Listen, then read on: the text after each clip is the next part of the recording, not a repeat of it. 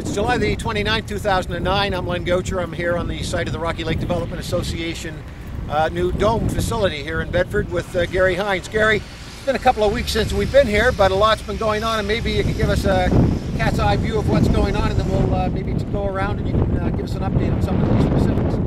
Yes, Len, the sun's shining as well. I think it's important that we mention that because the project certainly hasn't had much cooperation with the weathermen over the last number of months. However, the guys have struggled on and doing fabulous work, and Len, I think we take a walk around and we'll be able to see the progress they've made since we were on site 2 weeks ago. So you grab your cameras and we'll make our way around the project. Thanks, Gary. We'll look forward to that, and away we go. Len, for the viewing public, I think it's important that we give them a little bit of insight in how, in fact, the pipes go in or how they're installed to provide ice for the children. When you scan around the outside of the brown area, which is just ordinary sand, you'll find that there's an insulation piece. There's also a number of hooks on the ends, and when you count those number of hooks, you know that each one of those indicates a run of pipe. And I think that you have the figure, Len, as to how many feet of pipe is in this facility. 53,200 feet, or about 9 miles of pipe that are going to be under the ice. And I think when you take a look at that, it's quite incredible.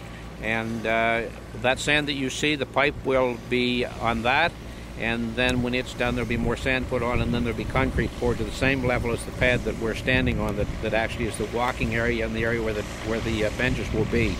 So we're proceeding with doing that pipe work, and we're going to move down now to closer to the facility that will house the dressing rooms, and that's where the work is taking place the last couple of weeks in major proportions. That's great, Gary. Let's go. Len is now focusing on the trench, which we call the header trench, and you'll see on the far end of that header trench two large pipes protruding through the concrete. Those two large pipes will carry the chilling liquids from the steel structure that's in the background, and that will run consistent through the trench that's in place now. And the little pipes and the miles of pipes that he talked about will be attached individually to this header trench and actually carry equal distribution of the cooling surfaces, so you don't get hot areas and cold areas on the ice floor. Now I'm going to ask Lynn to just scan over onto the ice floor again, and you will see two large white packages. When you know what's inside those packages, you'll realize that how major the project is. Those two white packages actually house the dome. We rolled them up and put them conveniently out of the way so the guys could work, and the material that's in those two packages will be the actual dome when it's erected again. We're now focusing on the dressing room, washroom component of the structure, and as you can see in the background, and we'll take some shots from the other side as well, but the siding is now going on, the roof paneling is on, and within days we will have the roof and the siding all completed, and we'll start major construction inside. You can also see when he flashes around on the inside all of the sections of pipe sticking up under the ground, and they all house electrical and mechanical equipment that will be providing the ice and making the ice and keeping it constant so that we'll have playing surface. We're now standing at the rear of the dressing room facility, and you can see that the siding is on. It's a light siding with blue trim. When you pick up the edge, you'll see the blue trim that exists there. That was done in coordination with the Bedford Hockey Association, which serves our area. It's their colors, blue and white. And also I'm going to get Len to flash up the power poles and see that we've now got the power service in. The wires are here. We're just about ready to start connecting outside lighting and so on for security purposes as we construct.